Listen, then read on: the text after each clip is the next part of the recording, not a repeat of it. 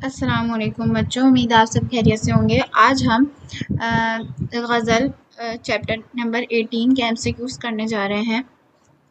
First MCQs है, इस गज़ल में जुदा और खुदा है, रुकन, काफिया, रदीफ या तशबीह। अच्छा, तो यहाँ पर ये बात हो रही है कि यहाँ पे हाथ दिल से जुदा नहीं होता और सनम आखिर खुदा नहीं होता। यहाँ पे जुदा और खुदा यूज हो रहे हैं। तो ये जुदा और खुदा इस नज़म के अंदर क्या है? रुकन है, काफिया है, रदीफ है, तशबीह है। तो रुकन क्या होता है? रुकन से मुराद होता है शेर की वजन की बुनियादी इकाई को रुकन कहते हैं।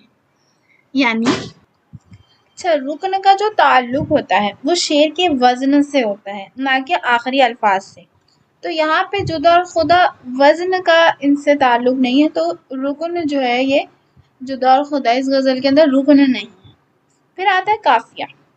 काफिया वो अल्फाज होते हैं जो रदीफ से पहले आते हैं और जिनकी आवाज एक जैसी होती है, जैसे जरा या बुरा, जुदा, खुदा, इस तरीके के वो लफ्ज जो रदीफ से पहले होते हैं और उनकी आवाज एक जैसी होती है। अगर हम देखें तो इसके अंदर क्या है, नहीं होता रदीफ है, और रदीफ से पहले ये आ रहा है जुदा और खुदा और इनकी आवाज मिलती जुलती है, तो ये काफिया कहलाए। ये रदीफ है हमारे पास और यहाँ पे ये जुदा है और ये खुदा है। सही है। अब जुदा और खुदा रदीफ से पहले आ रहे हैं, तो ये आपस में और हम आवाज भी है, तो ये क्या क्या कहलाएंगे? काफिया कहला रहे हैं। काफिया कहला रहे हैं ये। तो इसका आंसर क्या होगा? काफिया। गजल का ऐसा आखिरी शेर जिसमें शायर ने अपना तखल्लुस बरता हो कहलाता है मतला, हुस्न मतला, मक्ता या आखिरी शेर। अब यहाँ पे बोला जा रहा है गजल का वो शेर जिसमें शायर अपना तखल्लुस डालता है, यानी गजल का आखिरी शेर को क्या कहते हैं? ये बात हम सबको पता है कि गजल के आखिरी शेर को मक्ता कहते हैं। काफी बार ये बात डिस्कस भी हो चुकी है कि गजल के आखिरी शेर को मक्ता कहते हैं, जिसके अंदर शायर अपना तखल्लुस जो है वो बयान करता है। ज्यादातर शायर, अगर मोमिन खान मोमिन है तो वो अपना तखल्लुस मोमिन इस्तेमाल करते हैं। अच्छा जी, आपने कॉन्सेप्ट तो पूरा पढ़ लिया, लेकिन भाई प्रैक्टिस कहाँ से करोगे? तो इस प्रैक्टिस के मसले को हल करने के लिए पंजाब का मंजर आप सब लोगों के लिए लेके आ रहा है बिल्कुल एग्जाम डिक्टो copy related practice grand test. इसके अंदर फिजिक्स के, केमिस्ट्री के आपके सारे के सारे चैप्टर वाइज हैं। अगर आपको एक्सेस करना है, अभी डिस्क्रिप्शन में जाओ और अटेंड करो, जो सीखा है उसको अप्लाई करो, तभी तो मार्क्स आएंगे। ठीक है। इसके अलावा अगर आपको नोट्स चाहिए, आपने कहा सर लेक्चर तो बहुत बड़ा है, हमें पेपर की तैयारी करनी है, तो उसके लिए अगर आपको नोट्स चाहिए, आप हमारे नोट्स बिल्कुल ये हाई क्वालिटी वाले प्रीमियम ले सकते हैं, इस्तेमाल कर सकते हैं।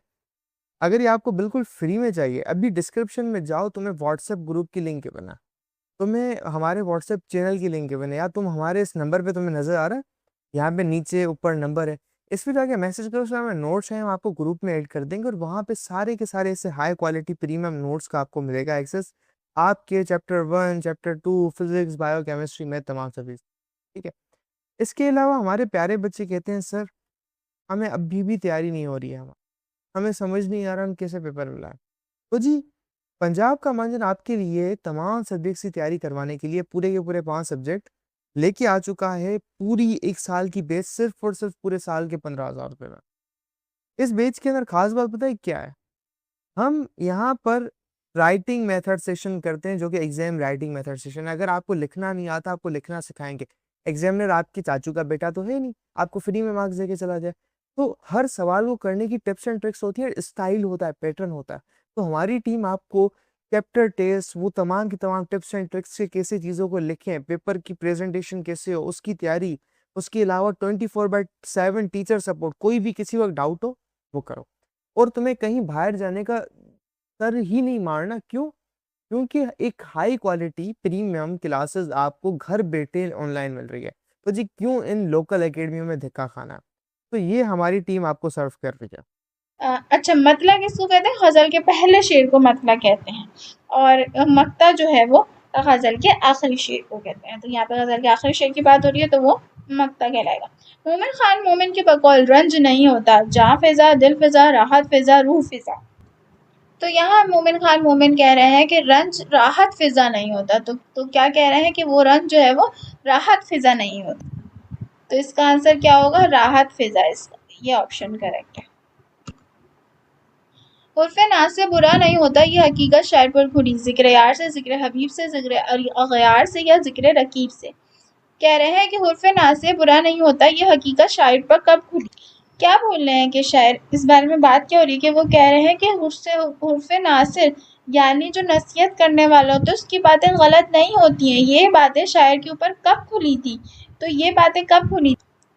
ज़िक्र अग़यार से हुआ मालूम उर्फ़े नाज़ से बुरे नहीं होता। तो शायर क्या कह रहे हैं यहाँ पे कि जब उनके महबूब ने जो है उनके साथ जब जो है गलत रवैये से, मतलब महबूब के रवैये से उनको ये बात पता लगी कि जो नसीहत करने वाला होता है उसकी नसीहत गलत नहीं होती है, वो दुरुस्त होती है। ये उनको अपने जो है वो महबूब के रवैये से पता चला। तो ज़िक्र अग़यार यानी महबूब के रवैये से उन्हें पता चला। तो इसका ऑप्शन क्या करेक्ट होगा? ज़िक्र अग़यार। कि उन्हें ये बात ज़िक्र अग़यार से मालूम हुई है कि जो नसीहत करने वाला होता है वो गलत नहीं होता ग़ज़ल में है काफ़िया रतीब मुस्तदाद या रुकन। अच्छा, अभी ये बात हो चुकी है कि नहीं होता जो है वो इस गज़ल के अंदर रदीफ़ है। ये मैंने आपको काफ़िया के वक्त भी बताया था कि नहीं होता रदीफ़ है। रदीफ़ यानी जो है वो हर शेर के आखिर में बार बार आ रहा है। ये मैंने यहाँ पे आपको बताया भी कि नहीं होता ये बार बार आ रहा है, हर शेर के दूसरे मिसरे के एंड में आ रहा है, तो वो जो है वो रदीफ़ कहलाता है। तो नहीं होता इस गज़ल में क्या है? रदीफ़ है। तो यहाँ ये सारे MCQs ख़त्म होते हैं। उम्मीद है आपको ये MCQs अच्छी तरीके से समझ में आए होंगे। अल्लाह हाफ़िज़।